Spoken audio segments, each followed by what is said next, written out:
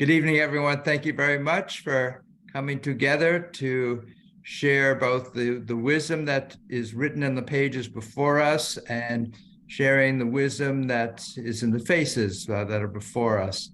Together, we are involved in this collaborative artistic project we call bringing Torah out into the world. And it is best done in a community of readers and interpreters and heart feelers. So I'm so glad that we can all come together for this project. We're in Torah portion Vayishlach, which is in the book of Genesis, beginning in chapter 32 with verse 4. What we'll do is we'll read through the English translation of our entire Torah portion of the week. Then I'll share with you a bit of a focus study, and then we'll open it up for our collective and collaborative conversation about the Torah portion. If you want to, at this time, you can go ahead and unmute, and together we can recite our blessing, giving thanks for this moment of the sharing of wisdom. Baruch atah Adonai Eloheinu melech haolam asher kiddushanu b'mitzvotav v'asot divrei Torah. Thank you, God, for this opportunity to immerse ourselves in words, deeds, and relationships of Torah. Genesis chapter 32, verse 4. I'll share with you the opening verses, and then I'll invite others to have an opportunity to read some verses as well. Jacob sent messengers ahead to his brother Esau in the land of Seir, the country of Edom, and instructed them as follows. Thus shall you say, to my lord Esau, thus says your servant Jacob, I stayed with Laban and remained until now.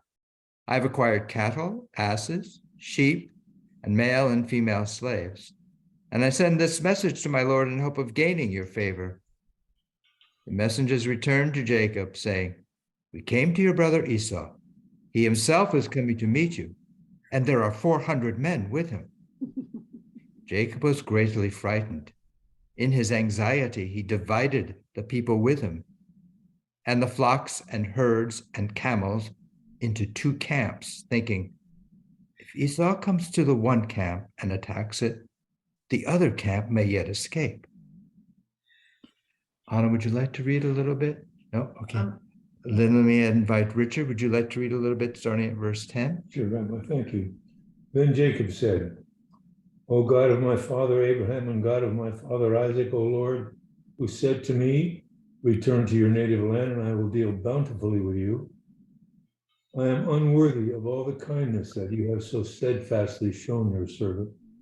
With my staff alone I crossed this Jordan, and now I have become 2 camps. Deliver me, I pray, from the hand of my brother, from the hand of Esau, else I fear he may come and strike me down, mothers and children alike. Yet you have said, I will deal bountifully with you, and make your offspring as the sands of the sea, which are too numerous to count. Thank you so much. Let me invite Margot. Would you like to read starting at verse 14? Yes, I'm eager to continue the story. After spending the night there, he selected from what was at hand these presents for his brother Esau: 200 she-goats, 20 he-goats, 200 ewes, 20 rams, 16 1/3, so about half a milch camel with their colts, 40 cows, 10 bulls, 20 she-asses, and 10 he-asses. These he put in charge of his servants, drove by drove, as he told his servants, go on ahead and keep a distance between droves. He instructed the one in front as follows. When my brother Esau meets you and asks you, whose man are you, where are you going, and what animals are those ahead of you, you shall answer, your servant Jacob. Your servant Jacob's. They are a gift sent to my lord Esau, and Jacob himself is right behind us. He gave a similar instruction to the second one and the third, and to all the others who followed the droves, namely Thus and so shall you say to Esau when you reach him, and you shall add, and your servant Jacob himself is right behind us. For he reasoned, if I propitiate him with presents in advance and then face him, perhaps he will show me favor. And so the gifts went on ahead while he remained in camp that night. Thank you so much, Margot. And Dave, would you like to read starting at verse 23? That same night he arose and taking his 2 wives, his 2 maidservants, and his 11 sons, he crossed the ford of the Yabok. After taking them across the stream, he sent across all his possessions. Jacob was left alone, and a figure wrestled with him until the break of dawn. That's probably why you called me, because of my backdrop here. When he saw that he had not prevailed against him, he wrenched Jacob's hip at the socket, so that the socket of his hip was strained as he wrestled with him. Then he said, "Let me go, for dawn is breaking." But he answered, "I will not let you go unless you bless me." Said the other, "What is your name?" He replied, "Jacob."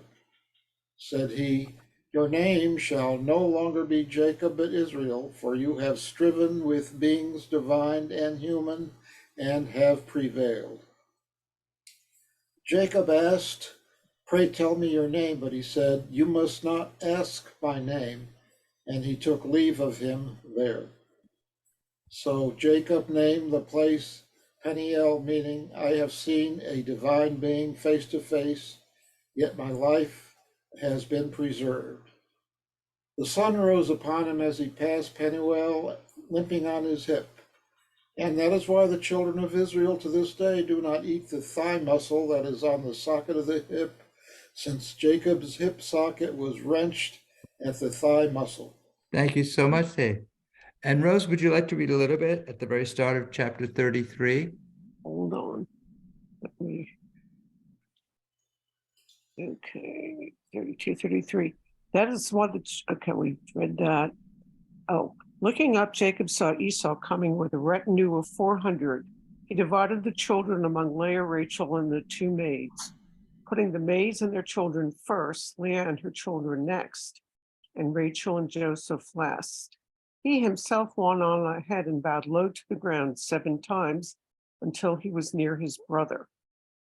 Esau ran to greet him. He embraced him, falling on his neck. He kissed him, and they wept. Looking about, he saw the women and the children. "Who," he asked, "are these with you?" He answered, "The children with whom God has favored your servant." Then the maids with their children came forward and bowed low. Next, Leah with her children came forward and bowed low. And last, Joseph and Rachel came forward and bowed low. And he asks, "What do you mean by all this company which I have met?" He answered, "To gain my Lord's favor." Esau said, "I have enough, my brother. Let what you have remain yours." But Jacob said, "No, I pray you. If you would do me this favor, accept from me this gift. For to see your face is like seeing the face of God, and you have received me favorably. Please accept my present, which has been brought to you, for God has favored me, and I have plenty." And when he urged him, he accepted. Thank you so much, Rose. Paul, would you like to read at starting with verse 12? Thank you, Rabbi. And he said, "Travel on and let us go. I will proceed alongside you." But he said to him, "My Lord knows that the children are tender, and the nursing flocks and cattle are upon me. If they will be driven hard for a single day, then all the flocks will die.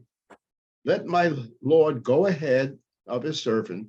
I will make my way at my slow pace, according to the gate of the drove before me, and the gate of the children, until I come to my Lord at Sire."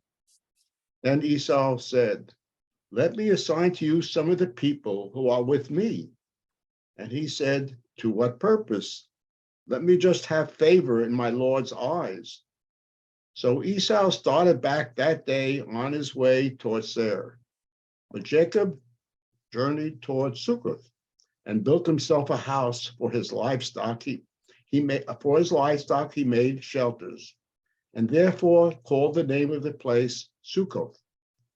Jacob arrived intact, and the city of Shechem, which is now in the land of Canaan, upon his arriving from Padam Aram, and he encamped before the city.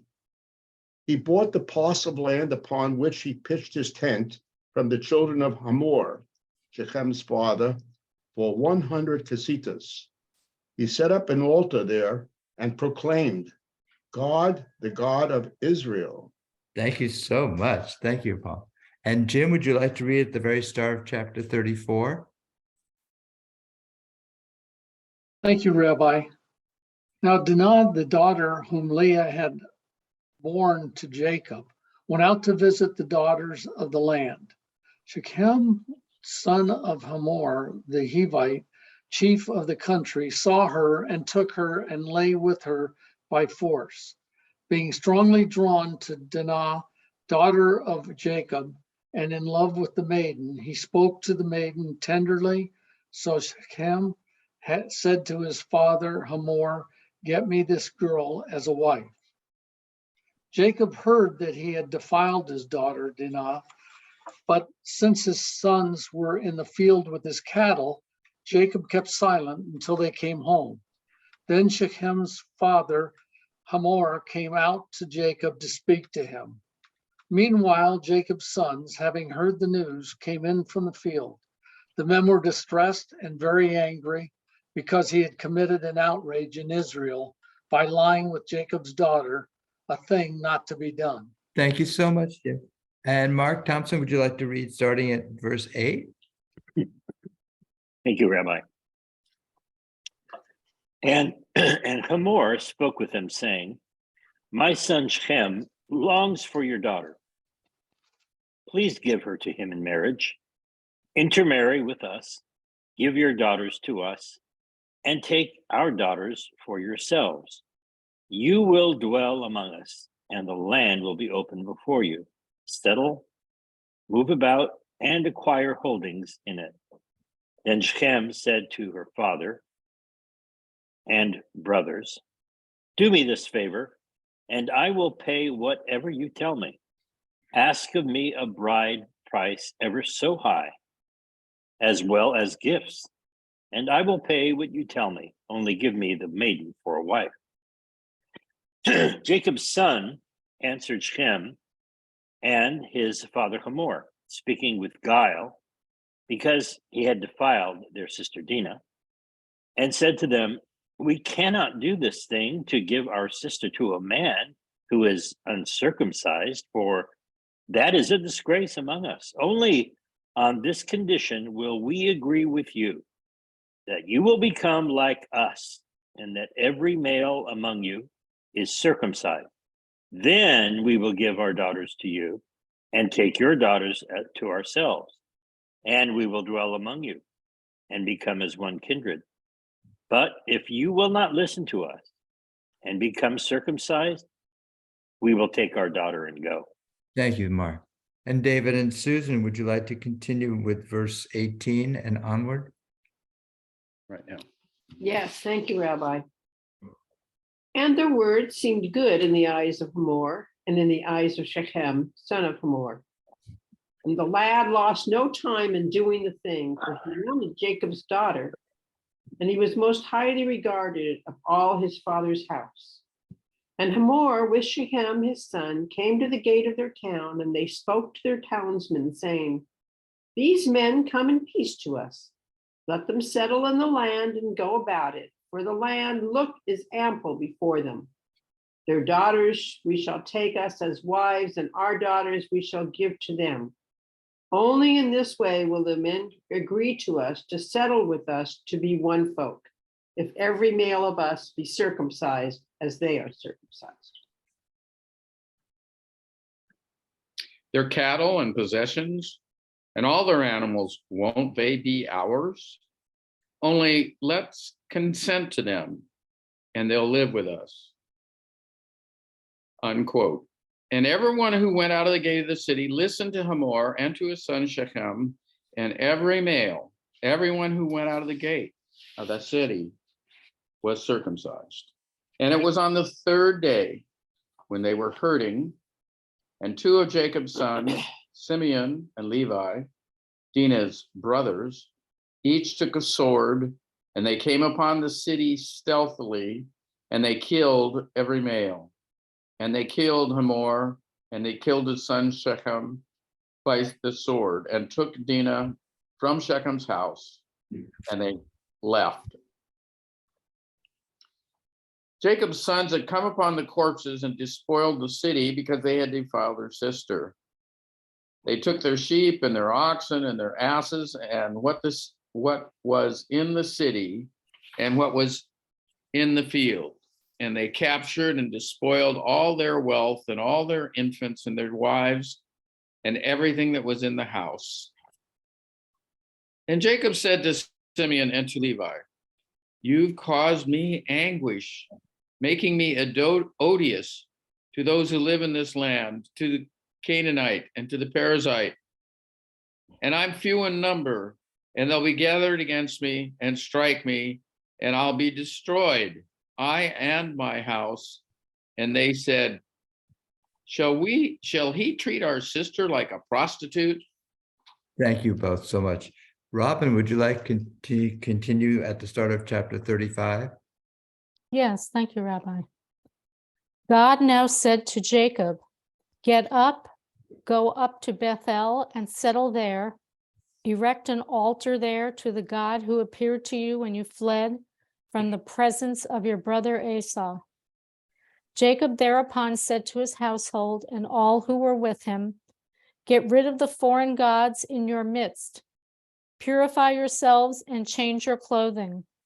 Let us get moving and go up to Bethel, that I may build an altar there to the God who responds to me in my time of distress, who has been with me on the road that I have traveled."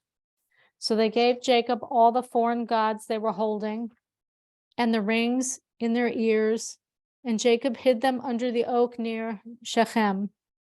As they journeyed, the dread of God fell upon the cities around them, so they did not pursue Jacob's clan. And Jacob came to Luz in the land of Canaan, that is Bethel, he and all the folk with him. There he built an altar and called the sacred site El of Bethel, El of Bur-El, for there in his flight from his brother, God had revealed to him. Thank you so much, Robin. Really appreciate it. And let me ask Robert if you'd like to continue starting with verse 8. Yes, thank you. But Deborah, Rebekah's nurse, died, and she was buried beneath Bethel under an oak, and the name of it was called Allon Bakuth. And God appeared unto Jacob again when he came out of Padan Aram and blessed him. And God said unto him, "Thy name is Jacob. Thy name shall not be called any more Jacob, but Israel shall be thy name." And he called his name Israel. And God said unto him, "I am God Almighty. Be fruitful and multiply. A nation and a company of nations shall be of thee, and kings shall come out of thy loins. And the land which I gave Abraham and Isaac, to thee I will give it, and to thy seed after thee will I give the land." And God went up from him in the place where he talked with him, and Jacob set up a pillar in the place where he talked with him, even a pillar of stone, and he poured a drink offering thereon, and he poured oil thereon. And Jacob called the name of the place where God spake with him, Bethel. And they journeyed from Bethel, and there was but a little way come to Ephrath. And Rachel travailed, and she had hard labor. And it came to pass when she was in hard labor that the midwife said unto her, "Fear not, thou shalt have this son also." And it came to pass, as her soul was in departing, for she died, that she called his name Benoni, but his father called him Benjamin. And Rachel died and was buried in the way of Ephrath, which is Bethlehem. And Jacob set a pillar upon her grave, that is, the pillar of Rachel's grave, unto this day.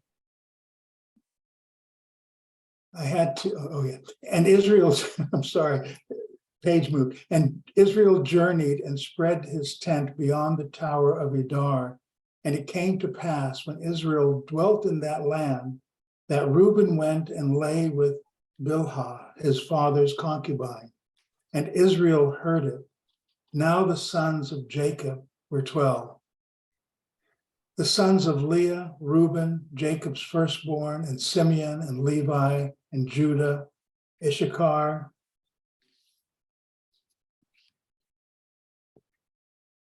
I'm sorry.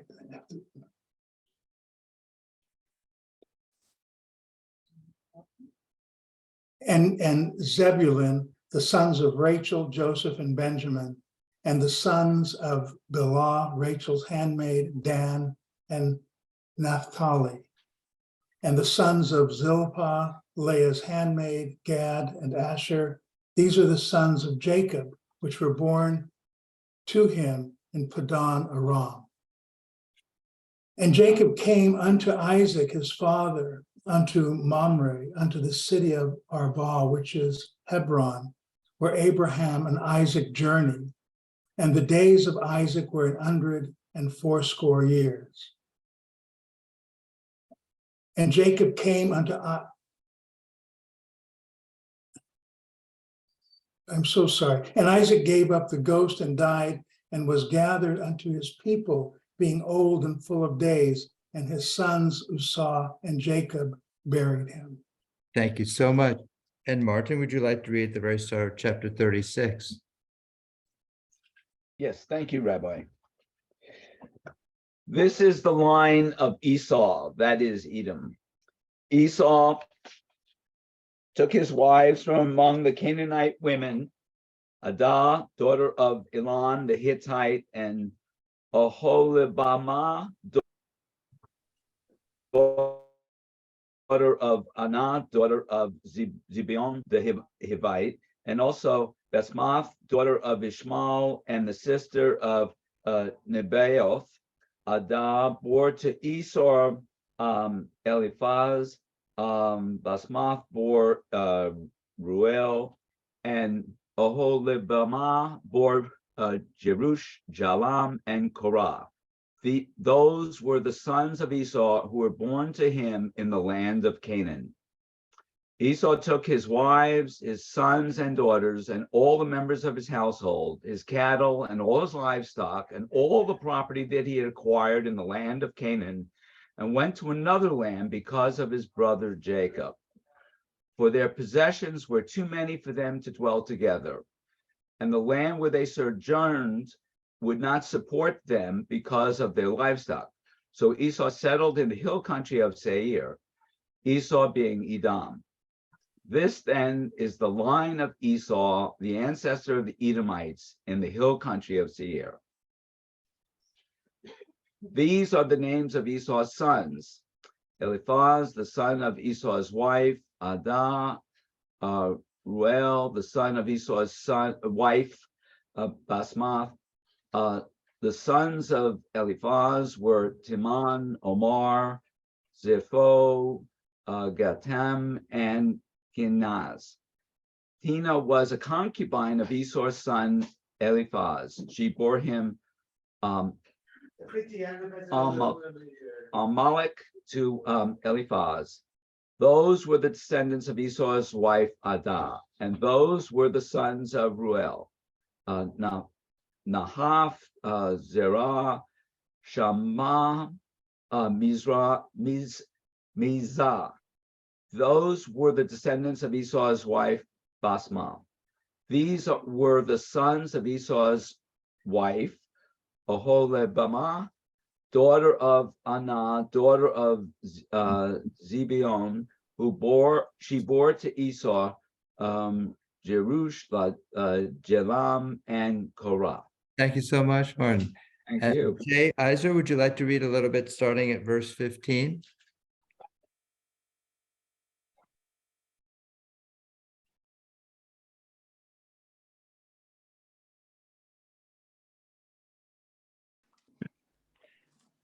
These are the clans of the children of Esau, the descendants of Esau's firstborn, Eliphaz, the clans Timon, Omar, Zepho, Kenaz, Korah, Gatam, and Amalek. These are the clans of Eliphaz in the land of Edom. Those are the descendants of Adah. And these are the descendants of Esau's son Reuel, the clans Nahath, Zerah, Shammah, and Mizah. These are the clans of Reuel in the land of Edom. Those are the descendants of Esau's wife, Basemath.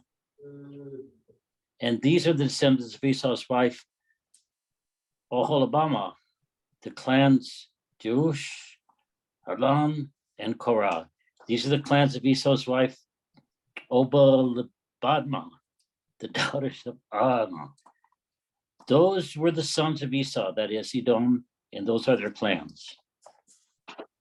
These were the sons of Seir the Orite, who were settled in the land: Lotan, Shobal, Zibeon, Anah, Dishon, Ezer, and Dishon. Those are the clans of the Horites, the descendants of Seir in the land of Edom. Thank you so much, Jay. Catherine, would you like to read a little bit starting at verse 22? Okay, thank you, Rabbi.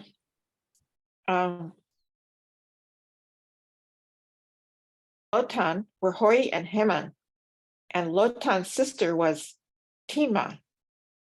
The sons of Shobal were these: Alban, Manahath, Ebal, Shepho, and Onam. The sons of Zibeon were these: Aya and Anna. That was the Anna who discovered the hot springs in the wilderness while pasturing the asses of his father Zibeon. The children of Anna were these: Dishon and Anna's daughter Oholibamah. The sons of Dishon were these: Hemdan, Eshban, Ithran, and Haran. The sons of Ezer were these: Bilhan, Zavan, and Akan. And the sons of Dishon were these: Uz and Aran. These are the clans of the Horites, the clans Lotan, Shobal, Zibeon, Anna, Dishon, Ezer, and Dishon. Those are the clans of the Horites, but clan by clan in the land of Seir. Thank you so much, Catherine. Let me invite Justin, would you like to read starting at verse 31? Thank you, Rabbi. Yes, please. Okay, let's see. These are the kings who reigned in the land of Edom before any king reigned over the children of Israel. Bela, the son of Beor, reigned in Edom, and the name of his city was Dinhabah. Bela died, and Jochab, the son of Zerah of Bozrah, reigned in his stead. And Jochab died, and Husham in the land of the Temanites reigned in his stead. Husham died, and Hadad, son of Bedad, who defeated Midian in the field of Moab, reigned in his stead. And the name of his city was Avit. Hadad died, and Samlah of Masrekah reigned in his stead. Samlah died, and Saul of Rehoboth by the river reigned in his stead. Saul died, and Baal Hanan, son of Achbor, reigned in his stead. Baal Hanan, son of Achbor, died, and Hadar reigned in his stead. The name of his city was Pau. His wife's name was Mehetabel, the daughter of Matred, the daughter of Mezachab. And these are the names of the chieftains of Esau, according to their clans, according to their places, by their names: Chief Timnah, Chief Alva, Chief Jetret, Chief Oholibama, Chief Elah, Chief Pinon, Chief Kenaz, Chief Teman, Chief Mibzar, Chief Magdiel, Chief Iram. These are the chieftains of Edom, according to their dwelling places in the land of their possession. That is Esau, progenitor of the Edomites. Thank you so much. Thank you, everyone. That is our entire Torah portion for the week. I'd like to share with you just a little bit of a focus study, and then we'll open it up to our collaborative conversation about it. If you have a copy of the study sheet, I invite you to take it out at this time. It has a beautiful painting by 19th century American artist Thomas Moran, which we'll come back to in just a moment. And I just want to share with you all the dramatic events that were just narrated by all of you in this week's Torah portion. I want to focus on just a very discrete moment, and that has to do with Rachel giving birth to the child who will eventually become known as Benjamin. And of course, Benjamin will play a very key role in future storyline having to do with Joseph and the time down in Egypt. So she names him Ben-Oni, which means literally son of my suffering or my sorrow's son. And she dies in labor, giving birth to this child. So I'd like to focus on that and just see how this image and this event it gets carried forward, not only through centuries, but also through millennia, how it gets played out and what it might mean for us. So if you look at number 1 on your study sheet, let me share with you the verses from our Torah portion. Rachel began to give birth. Labor was extremely difficult. She was dying. And as she breathed her last, she named the child Ben-Oni. She was buried on the road to Ephrath, now known as Bethlehem. This notion about a child dying and the awareness of a child dying is going to get picked up again a little bit later in Jacob's story. And we'll come to that. And this is from Genesis chapter 37. And the setting is that Joseph has been sold into servitude by his brothers, and his brothers have come back to Jacob and presented him with Joseph's coat as it has been torn and covered in blood to make it seem as if he has been killed, perhaps by a wild beast, so that they can cover up what they have actually done, which is sell their own brother into slavery. So here are those verses. Jacob tore his garments and put on sackcloth on his loins and mourned for his son many days. All his sons and all his daughters sought to comfort him, but he refused to be comforted and said, "No, I shall go down to Sheol to my son, mourning." This notion about a parent refusing to be comforted in the context of mourning for a child is going to get picked up later, centuries later, by Jeremiah.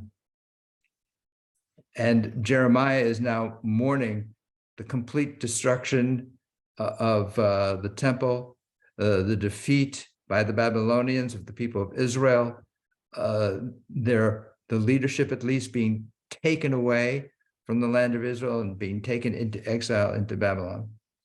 And so this is how Jeremiah begins to describe the sorrow of this moment, which he attributes to a corrosion that had taken place within the people of Israel themselves that had allowed an external enemy to come and conquer them. Thus says Adonai, a voice is heard in Ramah, lamentation and bitter weeping. Rachel is weeping for her children. She refuses to be comforted for her children, for they are no more. Thus Adonai says, restrain your voice from weeping, your eyes from shedding tears, for your work will be rewarded. They shall return from the land of their enemy. There is hope for your future. Your children shall return to their borders. Here, the prophet Jeremiah takes this notion of a parent refusing to be comforted for a child, but now it is the mother's voice rather than the father's voice who says, I refuse to be comforted.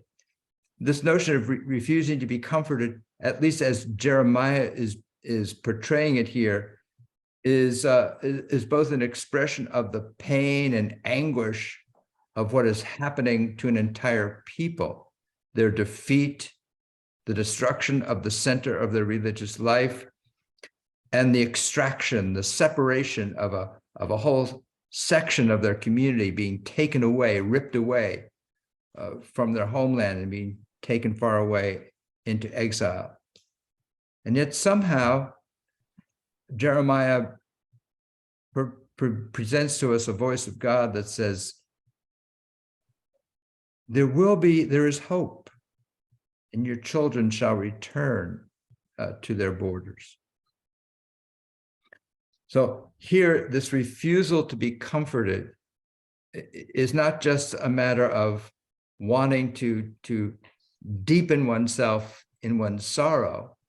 It is also an exhortation, if you will, in the voice of Jeremiah, an exhortation to transform one's ways that had allowed this loss, that had allowed this destruction, and in the hopes that people will begin to reform themselves and reconstruct themselves so that there is a better future that is at hand. So I was so struck. I was writing notes as you were all reading the portions, especially so much of it has to do with a sense of division, separation, tearing, rendering.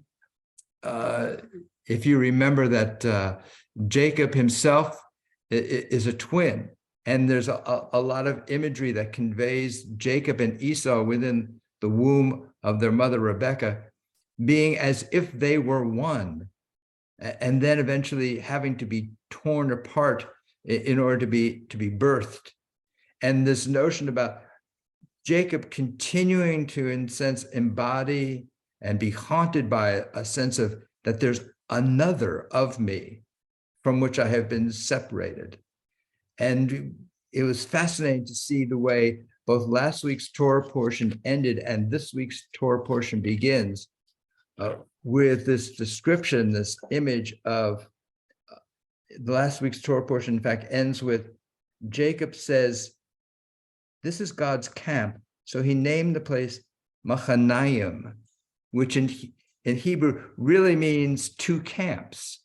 And then immediately our Torah portion this week opens up with Jacob dividing his camp into two camps. It is as if he himself, it's an external expression of his own internal being. And he begins to implement and manifest two aspects of himself, which we saw earlier in his fantastic dream with the ladder, which is this dream that bestows upon him this exquisite experience of an encounter with the divine, the unity of the entire universe.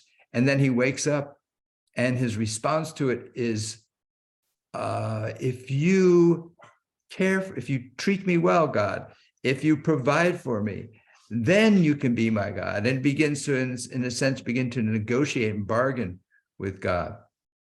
And here, Jacob, the older Jacob, is doing the same thing. He's split between, let me see if I can negotiate with Esau so that he won't kill me.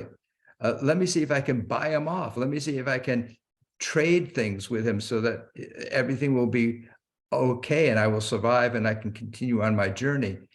And yet what he ends up doing, he ends up reconciling with his brother Esau by giving him that which he had taken from him, a bracha. That's the Hebrew that's used here. That's the Hebrew that's used when it says, let me give you this, let me give you my bracha, which is what he had taken from Esau, the blessing that had come from their father Isaac to Jacob instead of to Esau. And so there is both Jacob, the one who is the schemer, the negotiator, the strategist, the one who wants to bargain and wheedle. We've seen this with Laban as well in his relationship with him.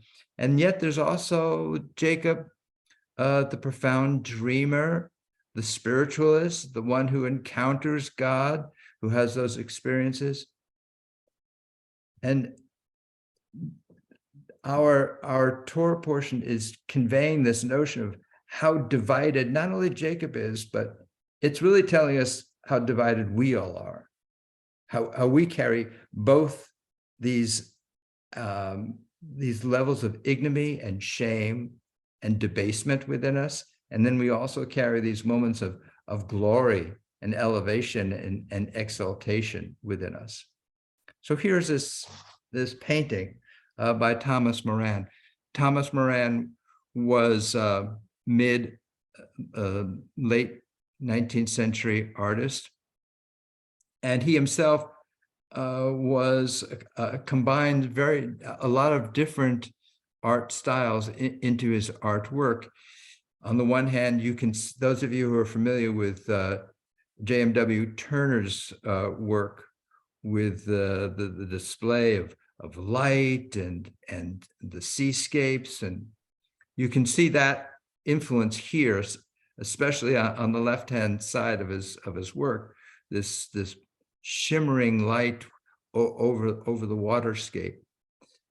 He also was influenced by a slightly later school, the Luminists, who were painters primarily of the Hudson River Valley School, and they also played with light, but they also had some darker colors involved.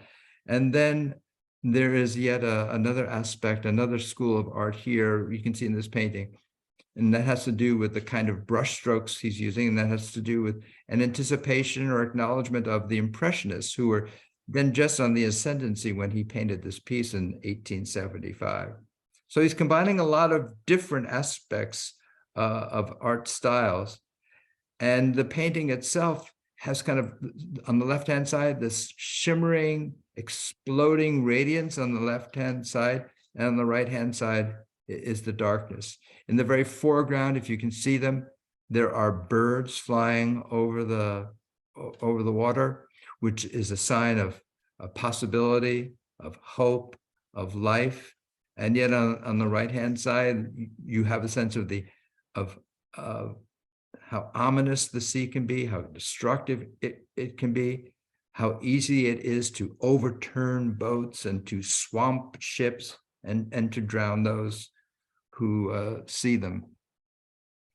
So here it is, this painting, which is describing both the lightness and the darkness, the possibility of destruction and the possibility of life and its renewal.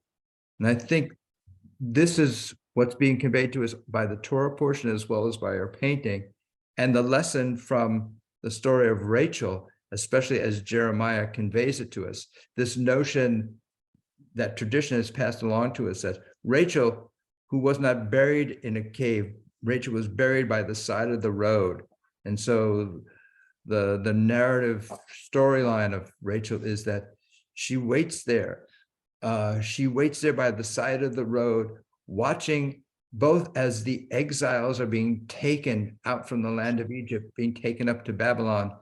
And she's also not only conveying a sense of deep mourning and sorrow for what is happening to Jerusalem and the land of Israel and the defeat and the exile that's happening, but she's also somehow conveying a sense of strength and the possibility of return. This compassion, which is conveyed, is not just compassion, but it's a sense of hope. And the hope resides in her refusing to be comforted. Her refusing to be comforted because she insists that there is something else that is possible. This notion about the role that Rachel plays continues not just hundreds of years past the Torah text that we're reading into the text of Jeremiah. It continues for millennia that others have picked up on. If you have the study sheet, I invite you to turn it over, and I'd like to share with you how another great Jewish writer and educator, man named Jonathan Kozel, in late 20th century, he wrote a book.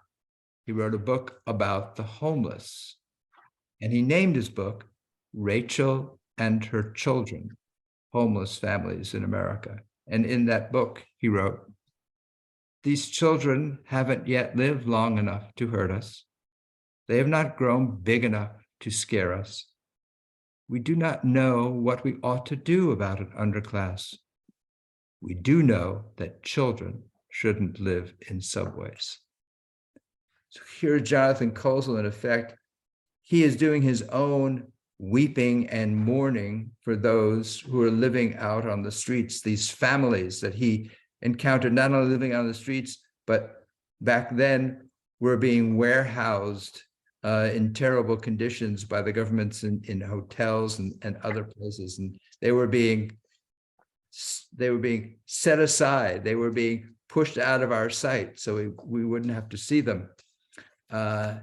And he weeps for them, but his weeping refuses to be comforted because he insists that it's necessary for us to bear witness to this so that we can affect and implement social policies that will make this no longer necessary, that children should be sleeping in subways. So again, I return to our painting, which is a painting that's expressing what our Torah portion is painting, that there are all these possibilities. We, like Jacob, are divided within ourselves between nobility and shame, between hiding from terrible things that are happening and stepping forward to try and do something about this. The artist is presenting to us, these are always there. And these are always there within us as well as outside of us. And we have the possibilities within us to choose which will become perhaps the more magnified aspect of the canvas that we will paint. So with that, I'd love to have you share what you saw, what you experienced, what you felt during the course of reading this portion. Anna, would you like to step over here? You have something you'd like to share? Yeah. No, it's something I would like to ask. I saw this picture on your desk this week, and I thought how stunning and beautiful it was, and the radiance of the light and the gleaming the colors. And I thought of it that maybe the whole horizon, above the horizon, was cloud. But as I've been looking at it tonight, it looks like, it's a mountain or a rock or an island, or there's land there. Yeah. The caption for it is "Fiercely the red sun descending." So that's where it's going down. Now, I just sat here and looked at, I don't have the original, and I don't have anything but a copy of a copy. So, but as I look across the line of the horizon to the very right-hand side, it looks to me like there might be a white cottage there with a red roof that's slanting down. Do you see what I'm saying? And I'm just thinking I need to see the original of this or a bigger picture, because I would like to know. And when I looked at that little cottage, I thought, now there's our landing, that there's the place where people can be in this picture, where we can place ourselves.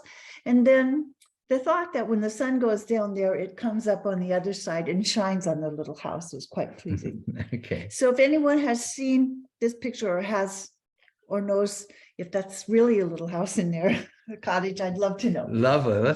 Let's take a tour to go find that painting. I like it. Thank you. Let me invite Martin. Thank you so much. Go ahead. Thank you. I presume that there are many lessons that we can learn from each parsha, and well, this is a remarkable parsha, and it has, it's very famous where Jacob is struggling with the Lord, but or at least an angel. But the part that actually most struck me was the justice that occurred to Shechem and his family, because you have one person committing a criminal act, obviously dishonorable act, but his father seemed to act in quite an honorable way, and did what seemed to be may not meet our current standards for honor, but seemed to be trying to act in an honorable way. And they made a bargain, and they fulfilled the bargain, and the result was that not only was the person who raped the daughter killed, but all the males were killed, and the entire family was spoiled. And I wonder, what do we take from that experience? What do we learn? Well, thank you so much for bringing us back to that portion, because what you got me to thinking about was how that particular moment fits into this larger theme that I was seeing, this division that we carry within us of both the possibility for ignominy, for shame, and for nobility. And so here it is. You have the heroic family of Jacob. I mean, these heroic in the sense that these are the main protagonists of our saga. They commit this terrible act of shame and dishonor. And what you pointed out was, and this other family, this non-Israelite family, at least some members of it, are willing to act with some degree of honor. Yes, we will undergo circumcision. Yes, so that let us share family, let us become one. So to me, what that's saying is that this moment that we can be surprised where honor comes from, and sometimes we can be surprised by where ignominy and shame can come from.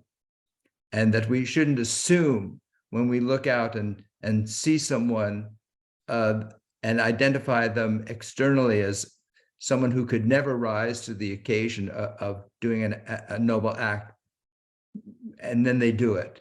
And then we look at other people as being never capable of doing anything dishonorable, and yet they do it. And so this notion about our constant capacity to be surprised by where shame can come from and where nobility can come from. And what Torah is teaching us, and this painting is teaching us, is that all of that also resides within us. We carry this duality within us as well. And we need to keep struggling to have the noble aspects of ourselves be manifest. So thank you so much for bringing that. Let me call Catherine, and then Mark, Robert, and Richard, and then David and Susan. Catherine, please. And then Rose, thank you. This is just really brief. I wanted to build on what Anna has said, because when I look at the painting, I also see a place of refuge in those hills. And it brought to mind how Jacob is struggling to find refuge in this portion, and how we can settle while then dealing with these difficulties, and also the fact that Rachel is left to rest in an awkward place. So. Yeah, it's fascinating. You got me thinking. Jacob returns to Bethel, the house of God, and then the aspect of his love, Rachel, his dearest love, is left on the side of the road. To be out and exposed to the elements, if you will, and then another side of him is returning to a shelter of God. So fascinating, this duality that's happening. Thank you, Catherine. That's beautiful. Mark and Robert, and then Richard, and then David and Rose. Yeah, Mark. Yeah, yes. And to follow along that theme of duality, I think it's fascinating that Jacob spends a lot of his time in his head. I use that expression. He's worried about his brother's reaction when they will finally meet. And yet Esau embraces him and he acts as if nothing has happened between them. Although Esau really has every right to seek retribution. And yet it seems unfair because now Esau, who acts like a gentleman, honorable, now he's assigned to a different territory and he becomes the progenitor of the Edomites, who are eventually the enemies of the Israelites. So it's, I understand what you're saying. The duality of it and the contradictions are immense. And I know that these are all existing within us too. I mean, it reminds me that if we do something which we're ashamed or embarrassed, we spend a lot of time in our own heads worrying about what might happen to us. Absolutely. Thank you, Mark. Beautiful. And then Robert, and then Richard, and then David, Susan, Rose, and Paul. Please, Robert. Yeah. Yes, thank you again for a lovely evening and all the lovely comments. I want to follow Martin's comment. I find the last couple of sessions I've been following Martin's comments because for whatever reason they trigger something. So with respect to what Martin said, I think treachery has always been abhorred in the eyes of God, and truthfulness has always been loved and praised. And revenge versus justice has never been acceptable. The justice has always been commendable. With regard to art, anybody who does art, I mean, I love that comment of, do you see this? Do you see that? Some of us do poetry, some of us do different kinds of art. We know what we're putting in with the hope that whatever anyone can see in it that's meaningful, that is what is extracted, something meaningful to them. So in a line of poetry or in a picture, it's not just what the artist puts in, regardless of the form, but what is it that we can extract of meaning based on our own understanding, our own lives, et cetera, et cetera. So I thank you for all those comments. Thank you, Robert. And the idea of art as not merely being a presentation of what the artist intended, but that art as a source of ignition from the one who encounters it, and that's a great gift that the artist brings to our lives. So let me invite Susan and David, then Richard. Yeah. So I'm just so enjoying all of this discussion, and I so enjoyed your comments ahead of time, and they reminded me before we started our study together. And it reminded me, David and I have been taking classes online. And one of the people that we were studying with, one of the things that he was talking about was whether or not it was necessary to rebuild the temple. And he said, absolutely not, because every time we study Torah together, we are rebuilding the temple wherever it is that we go. That's lovely. That's really lovely. Thank you. Okay. And let me ask, David, did you want to share anything, or should I? Okay, Richard, yes, please. Yes, thank you, Rabbi. A couple of things in this section. The people are told, leave your gods here. And I hate to sound like I'm justifying the slaughter of Hamor's tribe, but if they all got together and were nice and shared their cattle, who's going to be in charge and what's going to happen to the religion? And in this saga that we're reading, what is Jacob's first allegiance? It's to the religion, it's to God. And we know later on in time, the ball takes over in northern Israel, and we have wars over it. And the idea of preserving this faith, not just for the material well-being of a group, but for some underlying spiritual connection that they all share. And if I look at Hamor in this situation that happened, I can see it through that lens. And another thing then is that Esau, I read this again and again, I thought, gee, God really doesn't want Esau and Jacob to get together. It's not just Jacob being treacherous, it's that Abraham has these sons, and you're going to go to the east and you're going to go to the west. I got something special for you people, and we'll take care of them. Don't worry. And Esau is willing, and you keep my stuff. It's fine. We'll all be together. No, we're not. We're on different spiritual paths in this world. This is not a material problem. This is a spiritual problem. When Jacob is wrestling with the person, maybe it's a divine character, there seem to be two narratives that are taught, two different authors within this section. And whether that's God or angel or something, and then, I've seen before he says, I've seen the face of a divine creature and I haven't lost my life. And well, wait a minute. Then later, it's God talks about you saw somebody else. Well, which was it? But then Esau comes at him, and Esau isn't going to attack him. And he sees him, and what does he say? Seeing your face is like seeing God, is like seeing the divinity. And I thought, well, isn't that what we're supposed to see when we see anybody else, when we see our neighbor as ourselves? That's when we experience the unity of all.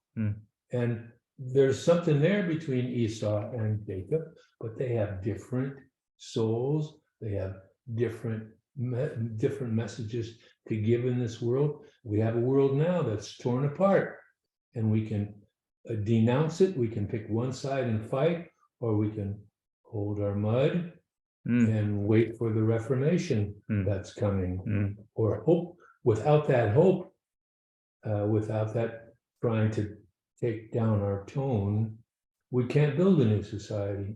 So I just see this as a spiritual issue and not as a political issue. He's avoiding the political issue because it's not good. If they get together, these two great tribes, Hamor and Jacob, and all their cattle, so many cattle, as Job says, so many cattle, it's not going to work out.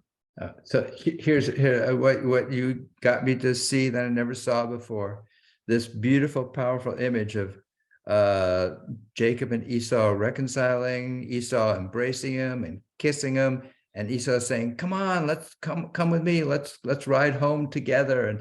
And Jacob says, "Okay, you go on ahead and I'll follow." And then Jacob veers off. So, and putting that together with what you just returned us to, with this statement that Jacob says, seeing your face is like seeing the face of God. And so Jacob has this recognition that we're all one, but to be all one doesn't mean that we can't also separate and go our separate ways. That sometimes it's best to be able to see the oneness is not to become so fungible with one another, so enmeshed, but to sometimes the best way to see the oneness of everything is to have a level of distinction and separation, as long as you can do it in a way that's healthy. So thank you for Sometimes codependency doesn't work out. Sometimes codependency doesn't work out. Thank you. Oh, lovely. Okay, Rose, please share with us. Go ahead and unmute and share with us. Well, I think everybody's talking about the same things of union and separation. And really, a lot of it goes back all the way to the Akedah, where you just hear Abraham comes down from the mountain, and you hear nothing about Isaac. And there's all this speculation and in the Mishnah about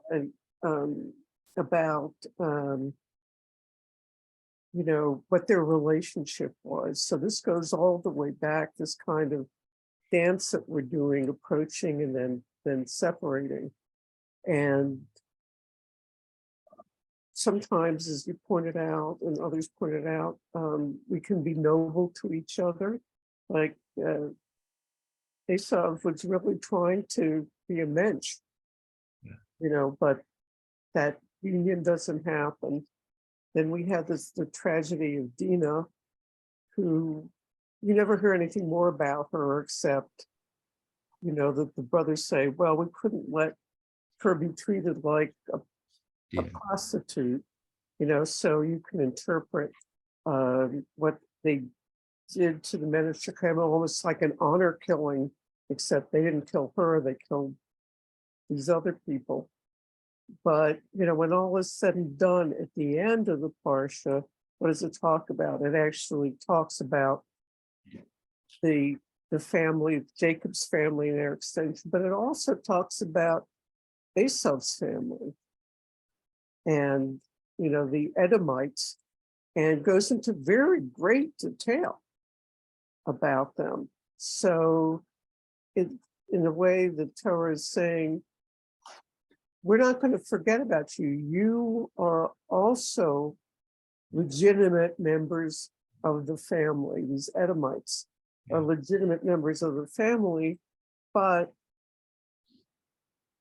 because the fate of Bnei Israel is to be separate from the other people, they can never merge and in fact later on become enemies.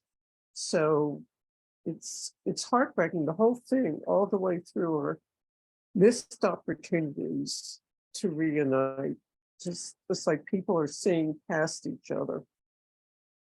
Yeah. So, Rose, what you're reminding us is that one of the primary spiritual and psychological lessons that Torah teaches us, especially as articulated through Kabbalah, is that a primary source of pain in our lives is an awareness or perhaps an unconscious sense that we are separated, that separation is both on a spiritual level, that we're separated as individuated human beings from the source of everything, and then on a human developmental level, the child who goes through various stages of an awareness of separation from the mother and from the family, and how we deal with that reality of separation defines to a great extent how happy or unhappy we are in our lives, and how we seek to overcome that sense of separation,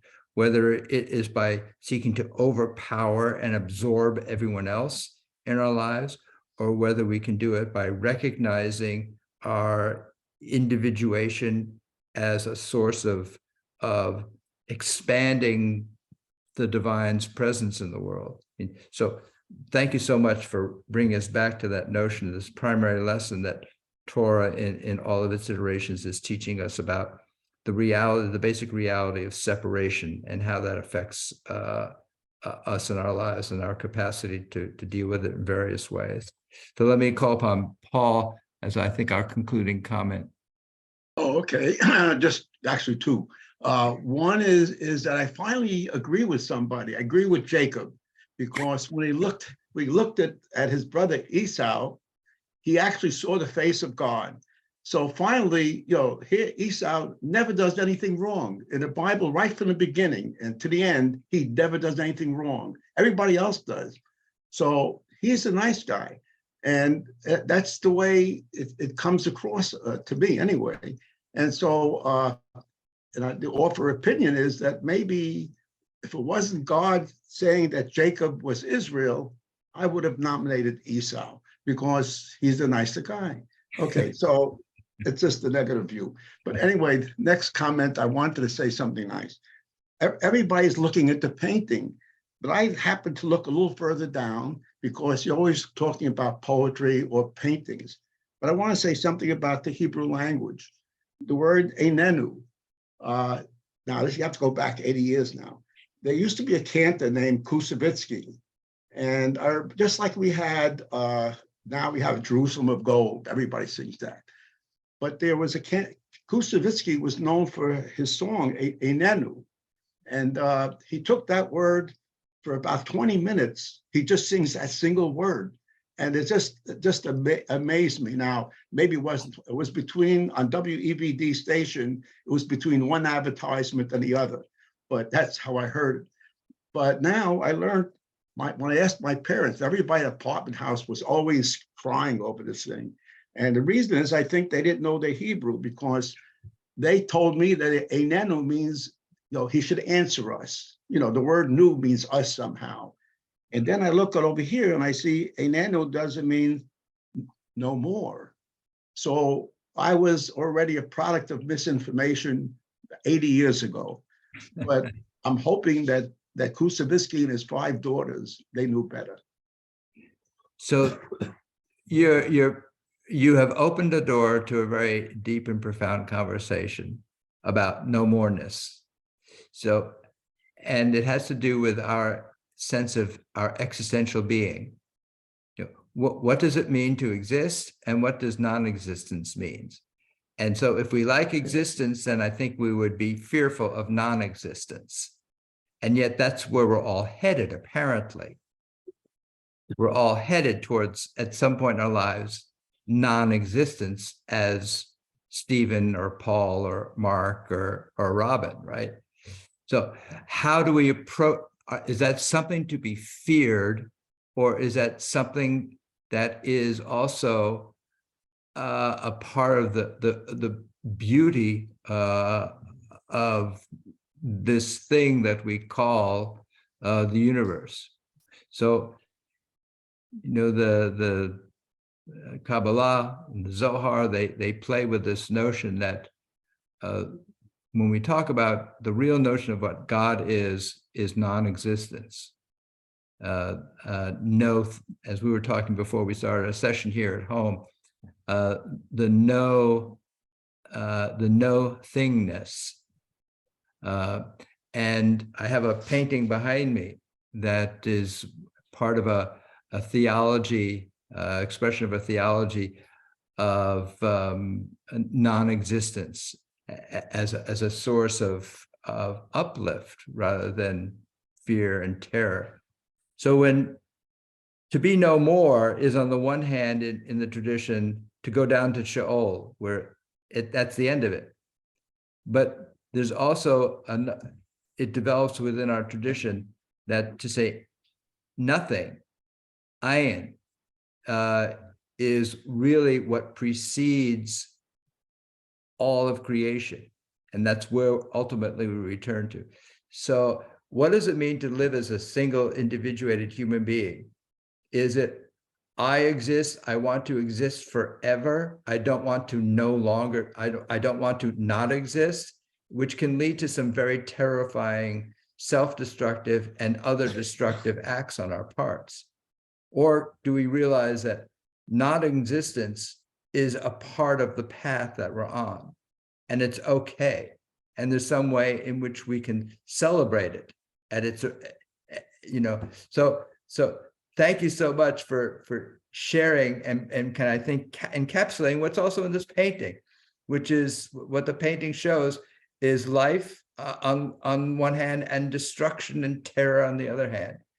And it's all part of the canvas. It's all part of the canvas.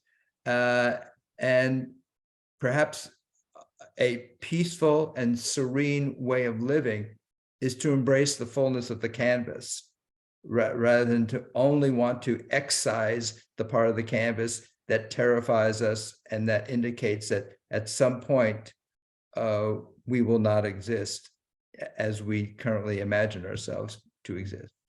So what gives us comfort at this moment, at least it gives me comfort at this moment, is to be in the company of others who are open-hearted, who perceive illness and injury in the world, and who refuse to be comforted in a way that shuts out that pain, that denies that pain.